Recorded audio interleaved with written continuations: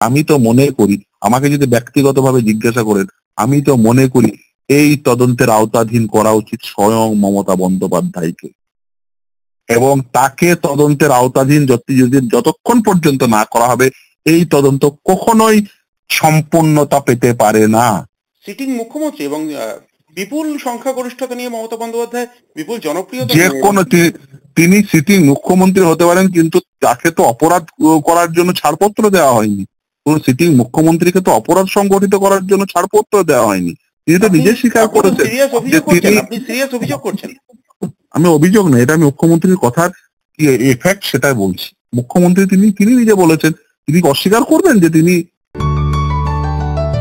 নমস্কার, আপনি রয়েছেন কবিরের সঙ্গে এবং আজকে যে বিষয়ে কথা বলবো আমার বিশ্বাস, আমার ধারণা এই এপিসোডটি, এই পর্বটি সম্পূর্ণ দেখতে দেখতে আপনার চোখের কোণ চিকচিক করে উঠবে, আপনার বুকের বাঁদিকে একটা চিনচিনে যন্ত্রণা হবে। আমার মেয়ে আমার কাছে ফিরবে না। আমার রাতের ঘুম যারা কেড়ে নিয়েছে, আমি চাই না তারা একদিনও শান্তিতে ঘুমোতে পারুন। কে বলছেন? বলছেন তিলোত্তমার মা। রায়ের কপি, আদালতের রায়ের কপি দেখার পরে একদম সর্বোচ্চ জায়গায় ইঙ্গিত করছেন, অভিযোগের আঙুল তুলছেন তিলোত্তমার বাবা। আমরা তাদের সঙ্গে কথা বলে এবং বিশ্বস্ত সূত্র মারফত জানতে পেরেছি তারা কিন্তু একাধিক নাম, কারা তাদের মেয়ের খুন এবং ধর্ষণের এই পৈশাচিক ঘটনার সঙ্গে যুক্ত, সেরকম একাধিক নাম তারা বলছেন তাদের সন্দেহের তালিকায়। কিন্তু আমরা অবশ্যই চেষ্টা করব কয়েকদিনের মধ্যেই তিলোত্তমার মা এবং বাবাকে আপনাদের সামনে সশরীরে নিয়ে আসতে। কিন্তু যেটা সব থেকে গুরুত্বপূর্ণ বিষয়, মিডিয়া ট্রায়াল করে, আমি আপনি কথা বলে, এখানে কথা বলে, রাজপথে আন্দোলন করে, অথবা আলোচনা করে ট্রামে, বাসে, চায়ের দোকানে জাস্টিস কিন্তু আসবে না। জাস্টিস আসবে কিন্তু আদালত থেকে, এবং আদালত দাঁড়িয়ে থাকেন অকাট্য যুক্তি, তথ্য এবং প্রমাণের ওপরে। অকাট্য তথ্য এবং প্রমাণ জোগাড় করার দায় কার? অবশ্যই তদন্তকারী সংস্থার। সে বিষয়ে কি তদন্তকারী সংস্থা ব্যর্থ? তাদের দিকে আঙুল তুলছেন তিলোত্তমার মা এবং বাবা। কেন আঙুল তুলছেন? তারা বেশ কিছু নাম, এবং এ কথা বলার জন্য আমি বারবার করেই শুরু থেকে যা বলে আসছি, বোঝার জন্য খুব একটা বুদ্ধিমান হওয়ার প্রয়োজন হয় না যে এই পৈশাচিক ঘটনা বোধহয় একজনের পক্ষে ঘটানো, একজন সুস্থ স্বাভাবিক মানুষের পক্ষে খুব কম সময়ের মধ্যে ঘটানো সম্ভব নয়। কিন্তু বাকিরা কেন রাডারের বাইরে? তাহলে কি বৃহত্তর কোনো কনস্পিরেসি? ঘটনা ঘটার জন্য তো বৃহত্তর কনস্পিরেসির কথা, লার্জার কনস্পিরেসির কথা অনেকেই তুলে আনছেন, কিন্তু ঘটনাকে ধামা চাপা দেওয়ার জন্যও কি বৃহত্তর, আমার আপনার কল্পনা সীমার বাইরেও কোনো ঘটনা ঘটছে? এবং সঞ্জয়ের যাবজ্জীবন, আমৃত্যু যাবজ্জীবন কারাদণ্ডের রায় অনেকেই খুশি, অনেকেই অখুশি। তিলোত্তমার মা এবং বাবা বলছেন তারা আদালতের ওপরে সম্পূর্ণ আস্থা রাখছেন, এবং আদালতের রায়ের কপি দেখে তারা কিন্তু সর্বোচ্চ জায়গায় ইঙ্গিত করছেন। আমি এখনই এর বেশি কিছু বলবো না, ধীরে ধীরে নিশ্চয়ই আমি কার্টেন রেজ করব। কিন্তু সিবিআই এবং প্রথম দিন, ঘটনা ঘটার দিন, পুলিশ কি নির্মম, কি অসহনীয় ব্যবহার, কি অসহনীয় দুর্ব্যবহার তাদের সঙ্গে করেছেন, সে কথা শুনলে আপনি শিউরে উঠবেন।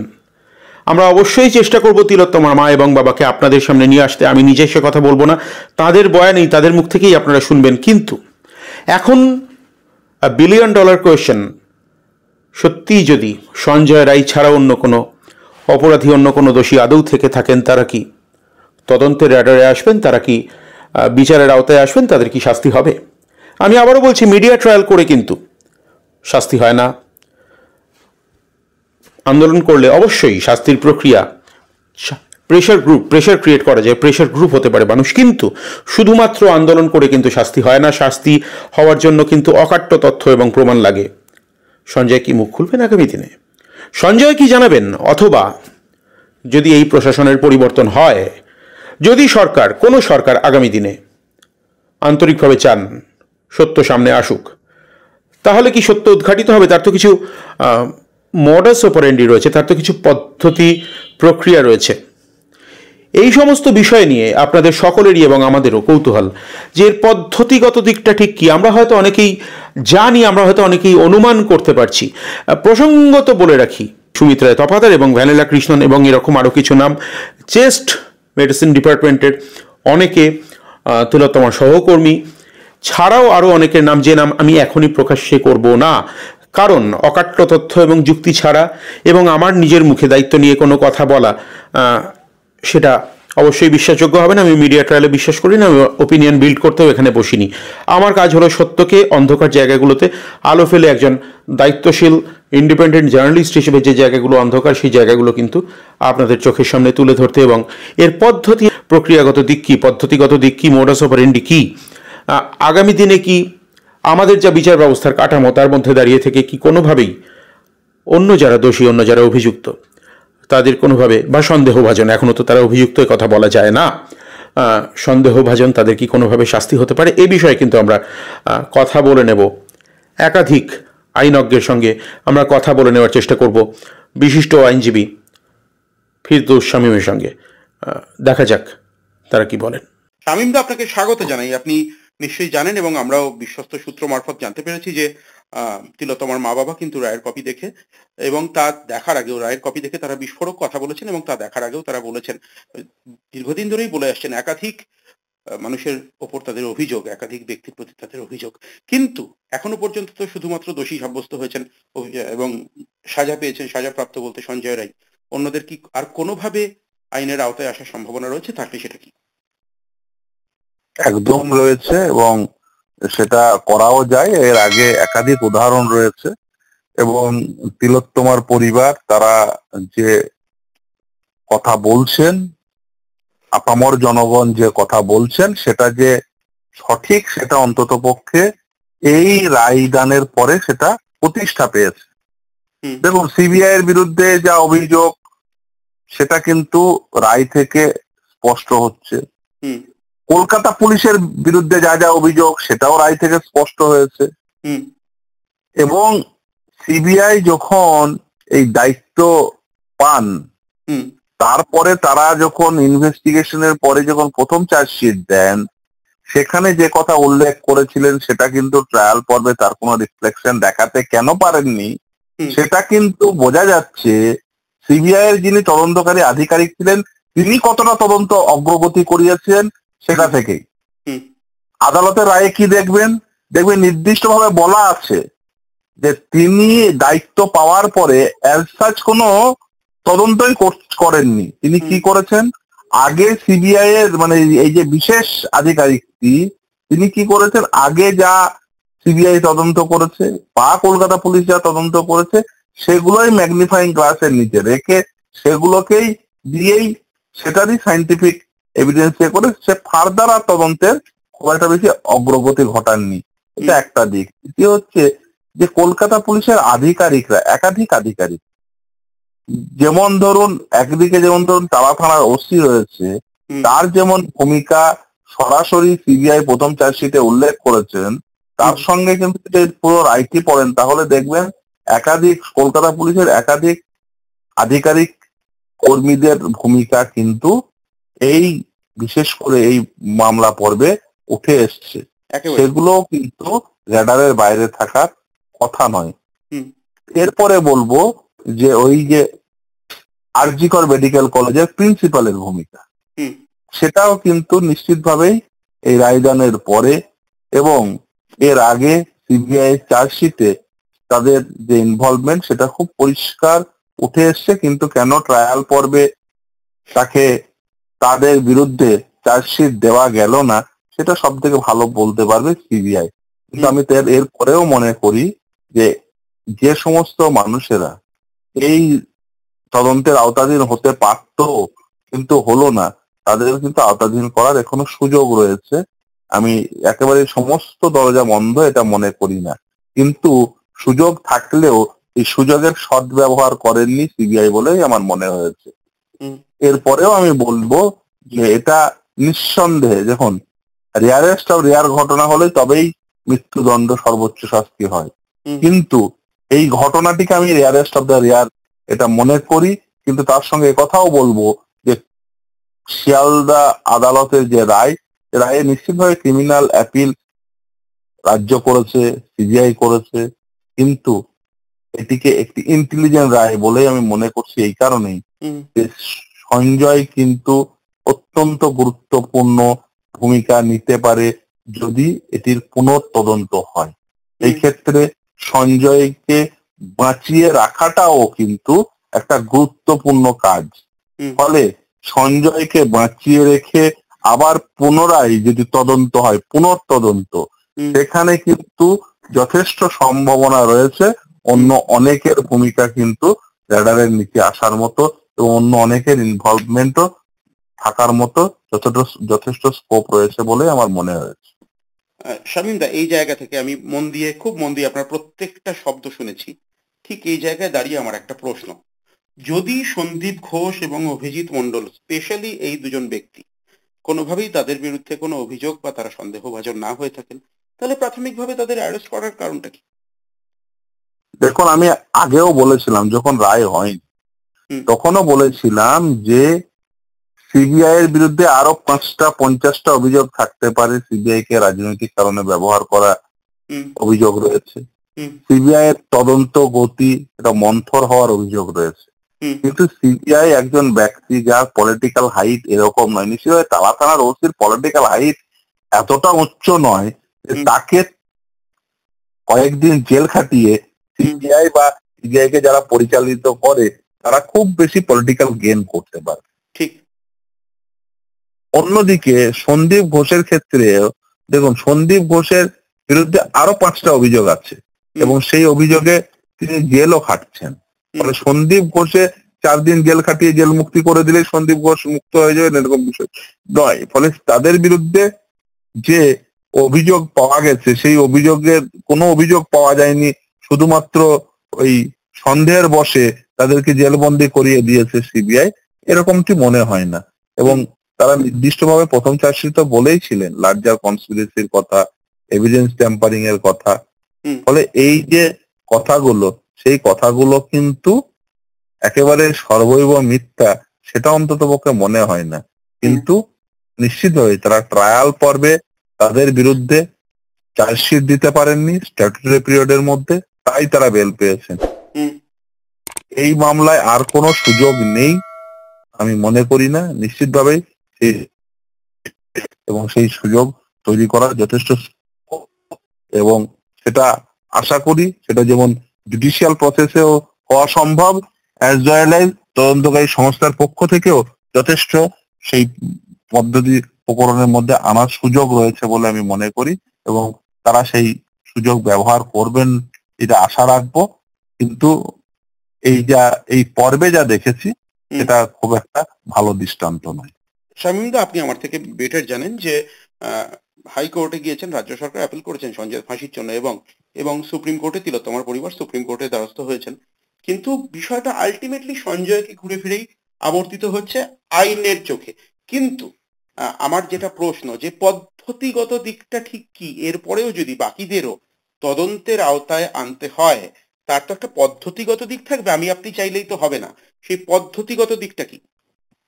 দেখুন, এই মুহূর্তে নির্যাতিতার পরিবার তারা ইনভেস্টিগেশন চেয়ে একটি রিপিটেশন দাখিল করেছে। হুম, হুম, যেহেতু সুপ্রিম কোর্টে মামলাটি বিচারাধীন, হুম, যেহেতু সুপ্রিম কোর্ট এই কলকাতা হাইকোর্টের রায়ের পরে সেটাকে সুমোটো কগনিজেন্স নিয়ে সেটাকে বর্তমানে বিচারাধীন রেখেছেন, হুম, তাই সুপ্রিম কোর্টই যতক্ষণ পর্যন্ত না এই লিভটা দিচ্ছেন, এই পারমিশনটা দিচ্ছেন কলকাতা হাইকোর্টকে যে তারা সেই কলকাতা হাইকোর্ট সেই মামলাটিকে শুনতে পারে, ততক্ষণ পর্যন্ত কলকাতা হাইকোর্টের পক্ষে সেই মামলাটি শোনাটা যথেষ্ট বিড়ম্বনা। ঠিক। তাই বর্তমানে অবস্থায় দাঁড়িয়ে সুপ্রিম কোর্ট যেহেতু পরের দিন মামলা রেখেছেন, হুম, নিশ্চিতভাবেই সেই মামলাতে আশা করে তারা ইচ্ছিত যে লক্ষ্য সেই লক্ষ্যে পৌঁছতে পারবেন এবং কলকাতা হাইকোর্ট সেই মামলাগুলো নিতে পারবেন। ফলে সেই পদ্ধতিটি যেমন রয়েছে সেরকম, দেখুন, ক্রিমিনাল অ্যাপিল করছেন, ক্রিমিনাল অ্যাপিল সিবিআইও করেছেন। ফলে তারা কি করেছেন সেটা দেখতে হবে, তারা সেই মামলায় কি রায় প্রদান হয় সেটাও নিশ্চিতভাবে আমরা অপেক্ষা করব। এবং এই 3টে প্রসিডিংস, একটা হচ্ছে ক্রিমিনাল অ্যাপিল, যেটা সিবিআই এর পক্ষ থেকে করা হয়েছে, অপরদিকে একটা রিট পিটিশন যেটা বর্তমানে পেন্ডিং আছে, অপরদিকে সুপ্রিম কোর্টের সামনে একটা ইন্টারলোকেটরি অ্যাপ্লিকেশন বর্তমানে পেন্ডিং আছে। সেইগুলো যতক্ষণ পর্যন্ত না ফাইনালিটি পাচ্ছে ততক্ষণ পর্যন্ত কিছু বলা অনুচিত হবে, যেহেতু ম্যাটারটা সাবজুডিস ম্যাটার এবং যেহেতু ম্যাটারটি পেন্ডিং আছে। কিন্তু আপনাকে আমি একটা উদাহরণ দিয়ে বলতে পারি যে এটি সম্ভব। আপনাদের নিশ্চিতভাবেই তৃণমূল কংগ্রেস কর্মী এবং পরিবেশ কর্মী তপন দত্ত কোন মামলা, বালির তপন দত্ত, তার মেয়ে এবং তার স্ত্রী প্রতিমাদি এবং মেয়ে প্রিয়াঙ্কা দত্ত তারা মামলা করেছিলেন এবং আপনি নিশ্চিতভাবেই জানেন সেই মামলায় কলকাতা হাইকোর্ট শুধুমাত্র ট্রায়াল যে প্রসেসটা কন্ডাক্ট হয়েছিল সেটাকে স্যাটিসফাইড করেছিলেন তাই নয়, যে তদন্তকারী সংস্থা তদন্ত করছিল তাদের হাত থেকেও তদন্ত নিয়ে অন্য একটি তদন্তকারী সংস্থার হাতে তদন্ত ভার তুলে দিয়েছিল। অর্থাৎ এটা সম্ভব। আমি যেটা উদাহরণ দিয়ে বোঝাতে চাইলাম যে হ্যাঁ, এই জুডিশিয়াল প্রসেসের মাধ্যম দিয়ে এটা সম্ভব। এখন ধরুন জুডিশিয়াল প্রসেস কোনটা অ্যাডপ্ট করবেন কোনটা অ্যাডপ্ট করবেন না, এটা সম্পূর্ণভাবে যারা অ্যাডপ্ট করবেন তাদের একেবারে নিয়ন্ত্রণাধীন বিষয়। ফলে এই নিয়ে বেশি মন্তব্য করাটা অসমীচীন হবে। কিন্তু আমি মনে করি এই মামলার ক্ষেত্রে সেই স্কোপ রয়েছে এবং তার সম্ভাবনা অতি প্রবল। তার কারণ আপনাকে যদি আমি পরপর ঘটনাক্রম বলি, দেখুন প্রথমে তদন্ত কারা করছিল, law and order is state subject, তদন্ত করছিল কলকাতা পুলিশ, তদন্তের মনিটরিং করছিলেন সেই সময় দাঁড়িয়ে মমতা ব্যানার্জি নিজে, পুলিশ মন্ত্রী তথা মুখ্যমন্ত্রী। আমি তো মনে করি, আমাকে যদি ব্যক্তিগতভাবে জিজ্ঞাসা করেন, আমি তো মনে করি এই তদন্তের আওতাধীন করা উচিত স্বয়ং মমতা বন্দ্যোপাধ্যায়কে, এবং তাকে তদন্তের আওতাধীন যতক্ষণ পর্যন্ত না করা হবে এই তদন্ত কখনোই সম্পূর্ণতা পেতে পারে না। তার কারণ তিনি নিজে বলেছিলেন তিনি তদন্তের মনিটরিং করছিলেন। আচ্ছা, রাজ্যের পুলিশ মন্ত্রী তথা মুখ্যমন্ত্রী যে তদন্ত মনিটর করেন, যে তদন্তে পরবর্তী তদন্তকারী সংস্থা পরিবর্তিত হয়ে নতুন তদন্তকারী সংস্থা এসে বলেন যে আগের তদন্ত পর্বে যে সমস্ত আধিকারিকরা জড়িত ছিলেন যে তারাই এভিডেন্স ট্যাম্পারিং এর সঙ্গে যুক্ত, তারাই লার্জার কনস্পিরেসির সঙ্গে যুক্ত, তাহলে সেই তদন্ত যিনি মনিটরিং করছিলেন তিনি কি তদন্তের আওতার বাইরে থাকতে পারেন? আমার সিম্পল প্রশ্ন, আপনি পারেন না।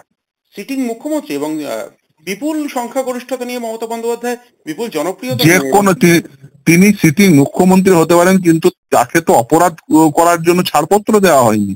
কোন সিটিং মুখ্যমন্ত্রীকে তো অপরাধ সংগঠিত করার জন্য ছাড়পত্র দেওয়া হয়নি। তিনি তো নিজে স্বীকার করেছেন যে আপনি সিরিয়াস অভিযোগ করছেন। আমি অভিযোগ না, এটা আমি মুখ্যমন্ত্রীর কথার কি এফেক্ট সেটাই বলছি। মুখ্যমন্ত্রী তিনি নিজে বলেছেন, তিনি অস্বীকার করবেন যে তিনি তদন্ত প্রক্রিয়া মনিটরিং করেননি? তিনি তো নিজেই বলেছেন আমি তদন্ত প্রক্রিয়া রাত জেগে মনিটর করছিলাম। আর তার আমরা এফেক্ট কি দেখেছি?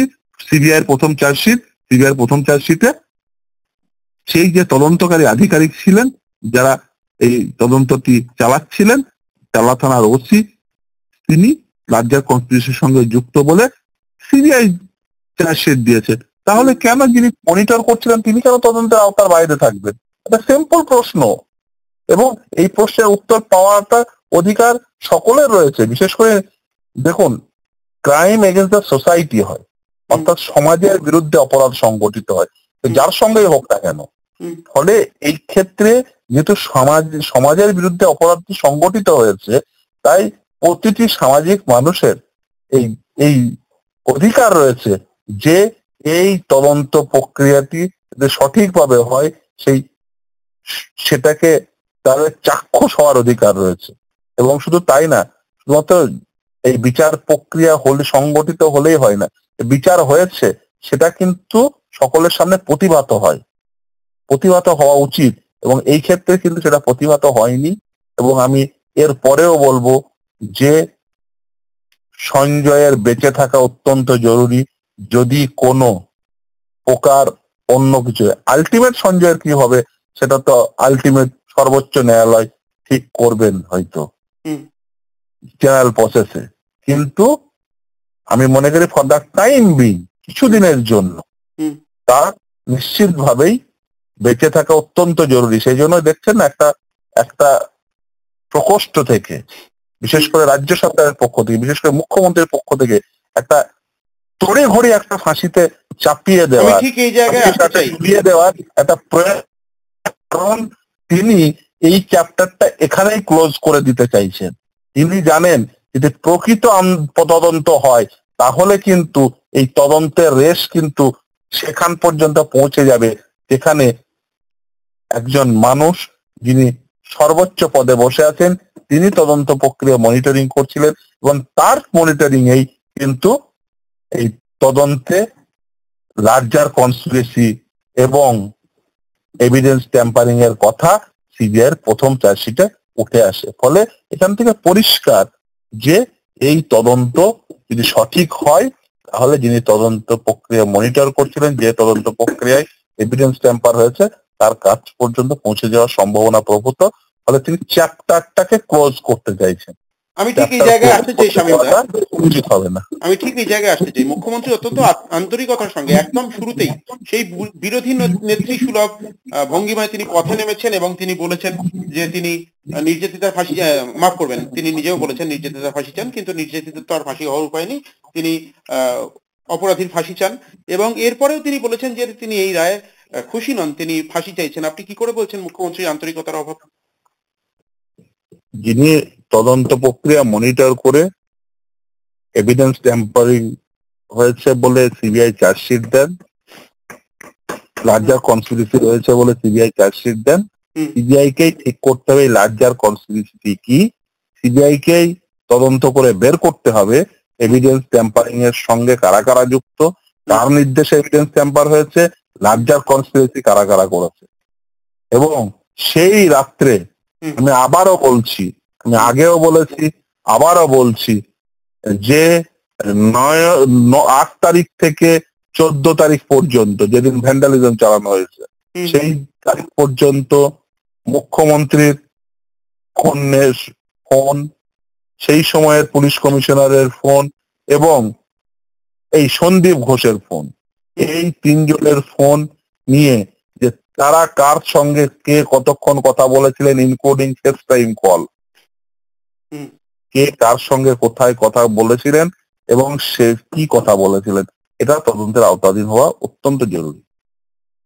শামীমদা, আমার শেষ প্রশ্ন এবং খুব গুরুত্বপূর্ণ প্রশ্ন। অনেক জায়গাতেই আপনারাও দাবি করছেন, অনেকেই দাবি করছেন যে সঞ্জয় বেঁচে থাকলে হয়তো আগামী দিনে মুখ খুলবে, কিন্তু একটা প্রশ্ন সর্বত্র ঘুরছে, না মুখ খুলবে কি খুলবে না সেটা আলাদা প্রশ্ন, খুলতে পারে, এখন সঞ্জয় মুখ খুলছে না কেন, কি কারণ?